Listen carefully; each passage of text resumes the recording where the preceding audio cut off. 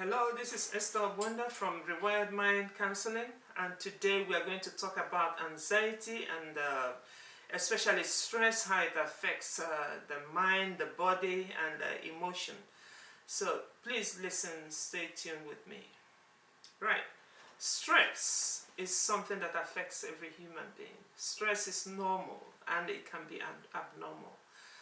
Stress affects how the body functions, it affects the mind, it affects the physical body, it affects the emotional body, it affects all round. It has an all round effect on somebody. It is a way the body is trying to respond to environmental factors such as stress from jobs, stress from rent, mortgages, relationships, issues and all that. So it is the normal way a human being can respond to different environmental situations. But we have to be very careful in handling stress. If we don't handle it properly, it can affect our overall functioning as human beings. So today I'm going to take us through step by step on what stress really is, its effect on us, and how we can deal with stress, either to reduce it to a minimum level whereby we can manage it successfully, or completely eliminate stress. If it becomes overwhelming, it can last for a very long time, and also it can become chronic, and that's the time that the body begins to have adverse reactions, and we don't want it to get to that point. So the best thing is to see what to do and make it a lifestyle, and it can help us to improve our functioning. So stress is the body's response to emotional, mental, or physical tension from adverse environmental conditions. When someone is reacting to the stressor, to whatever thing that is causing that person to be stressful, be it relationship issues, money, whatever it is, that person produces two hormones known as the adrenaline and the cortisol, and those affects one's hormonal hormones on two different levels. So it's very important to pay attention to such things. Stress is the body's normal reaction to when changes occur. Changes could be sudden, changes could be abrupt, changes can occur at any time. So the body has to be prepared to fight or to accommodate changes. If it's not properly tuned as to accommodate changes that may occur, it can affect bodily function. So it is the body's normal reaction when changes occur, and it results in physical, emotional, and intellectual responses, and such response is described as a survival mechanisms. So it is very important to pay attention to your body, because as a matter of fact, our bodies speak to us. It has a unique way of communicating its need to us. But what happens is that people are busy with life's issues, that they don't have a time to, stop, briefly and pay attention to what the body is saying. So stress is the body's normal reaction to changes, and it can be very helpful to some extent or very detrimental to our physical, emotional, and all-round wellness. Stress can be a helpful response to a person preparing to stand before a crowd. That's a social phobia. Somebody is ready to prepare a speech, and all of a sudden the person starts sweating, panicking, for just because that person has that fear of standing before the public. So that can induce stress. And Stress can occur on at any time, at any level. Anything can trigger it. Any kind of fear, any kind of thing that causes that tension can trigger stress. So, on the other hand, stress can be very harmful, and it can become overwhelming, and it can also cause the person to be emotionally unstable or emotionally disturbed. There are effects of stress. It does have effects on the body. The body goes through adverse reactions, such as physical and mental and emotional, when stress is a long-term thing. It has gained its ground in the person's body, and at that point it goes on to become chronic. At that time, the body begins to break down, affecting one's ability to function. So, stress can cause some symptoms. There are a whole lot of symptoms stress can cause.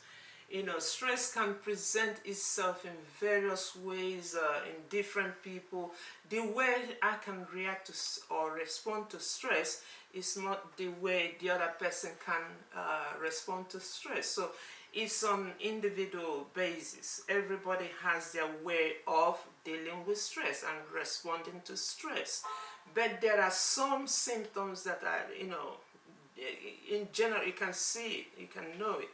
And there are also, one should be looking out for such symptoms, such as pain. It could cause body aches and pains. You try to take painkiller, pain remover, nothing is happening. So that could be stress. And it's very important for somebody to listen out to the body and know when the body is being triggered. So stress can also cause one's chest to tighten, can cause one's stomach to, just tighten up. I remember when I had my son was ill, the stress came up immediately on my throat. My throat tightened, and it caused my stomach to tighten as well. So, as I said earlier on, different people have different ways of reacting to stress. It can also cause trouble, with sleep. Somebody might have, due to stress, somebody might have a problem falling asleep, problem staying asleep, and problem, on waking up, not wanting to get up and face the day's challenges. So these are the things stress can cause.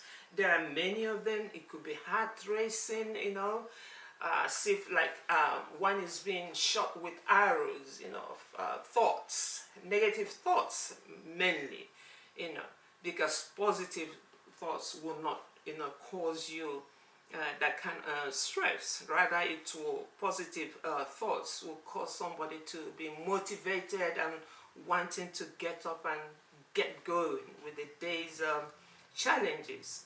So stress can cause dizziness. It can cause constant body, aching, nagging headaches, dizziness, high blood pressure. Too many of them. If I begin to list them, there are too many. So it varies from person to person. So these are the things to look out for. If you have, your jaw could be, tightening up, clenching, stress weakens the body's immune system, and that's when somebody becomes dysfunctional, unable to function, unable to get up and attend to activities of daily living. So that's why it's important to have checks and balances on how the body is functioning, on what triggers someone, and to have coping skills to, diffuse those tensions. So, stress, those were the ones I mentioned earlier, are physical effects of stress. Stress can cause emotional stress symptoms, whereby that person becomes irritable at any slightest, even when somebody says good morning, because they are stressed.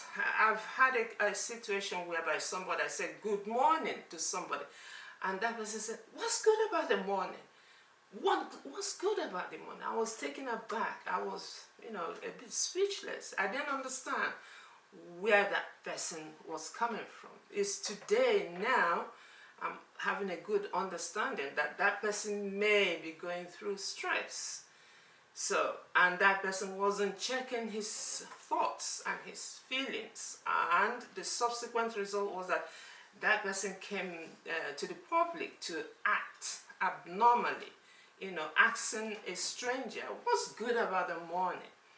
Definitely there's something good about the morning. The morning might be bad, but one's approach might make the morning to be good. So it depends on approach. There is always going to be stress, but we should always be prepared to, fight anything that comes across our way. So for the emotional and mental symptoms one should be looking out for are, it can cause irritability, as I said. It could cause anxious feelings, anxious thoughts, and sadness, depressive mood, mood swinging up and down, so many things, panic attacks. So it's very important to check how you feel. There are many more. I can't go on to, on and on to mention them, but there are many. However, there is good news. The good news is that if you are going through stress, there is a way out. So what is that way out? Is for you to, check on your coping skills. One should have coping skills, healthy coping skills, as to reduce the tension. And these are the things I can go on to discuss in depth if somebody should consult me, in my practice, to go through problems with stress, stress-related, anxiety-related, depression-related issues. Then we can go into depth. For the healthy, let me start by talking about the unhealthy coping skills, which might even worsen the situation. Somebody can go into consuming alcohol excessively, or taking some substance to numb the pain, reduce the stress. All that will have produced negative impact on the person, and the stress will still be there and not being dealt with.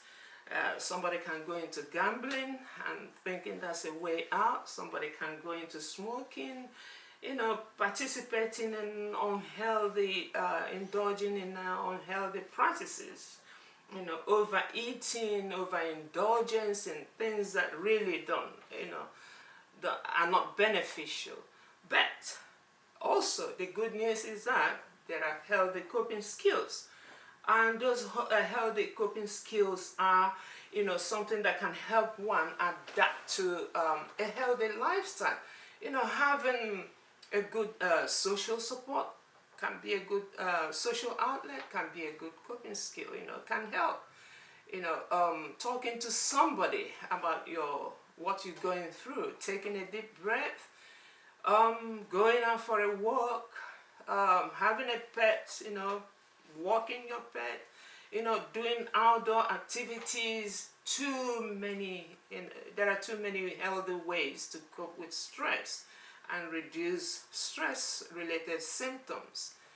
So drinking water, eating healthy, intentionally eating, planning out your meals, having rest, time to rest. Ordering your sleep pattern so that you sleep. There are things you can be doing, even paying attention to the last 2 hours before sleep. What you should engage in and what should not be done towards those last 2 hours before sleep. And that will ensure that you sleep. You don't have difficulty falling asleep, difficulty staying asleep, and you don't have difficulty waking up, and waking up to go and continue with the activities of daily living, taking time to talk to yourself, do self-talk, to assure yourself that all is well, that everything will work out according to plan. And then you have a structure, structure your day. Even if you don't catch up with everything you've structured for the day, you can also say, all right, at least I've done very well. Encourage yourself, motivate yourself. Say to yourself, I'll carry over the things, I'm unable to do, and then explore ways you can get those things done. But be careful not to, flog yourself for the things you are not able to do, but give it a chance and do it, aim to do it properly next time. If it's a problem with workload that is causing you anxiety, you can, stress, you can talk to your employer, talk to your boss. Be bold about what's, areas you're lacking, and, have a discussion with your boss and say, hey, sir, madam, I need help. This is where I'm falling short. I need help with this caseload. Can I get somebody in the team to help?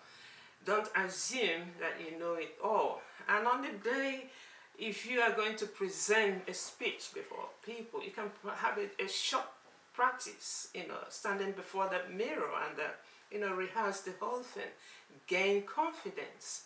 So there are many ways to handle stress, so that stress does not have, become resident in us, as to cause us long-lasting effect, negative impact. So it's time to look inward and see what is it that is causing you stress. How are you going to approach your, stress-related issues, following a healthy lifestyle? However, thank you for listening to me, and if you like the presentation, the discussion, subscribe to my channel and give it the thumbs up. Also, there is a link there for my website, which you can sign up and, start, following through and see if you would need consultation with me. I'm open to consultations, especially if you live in the state of Texas. I can do virtual, I can do face-to-face, counseling with you to dig deep and explore ways I can help you, with your anxiety, depression, stress-related issues, or any mental health issues. So thank you for listening. Have a great day.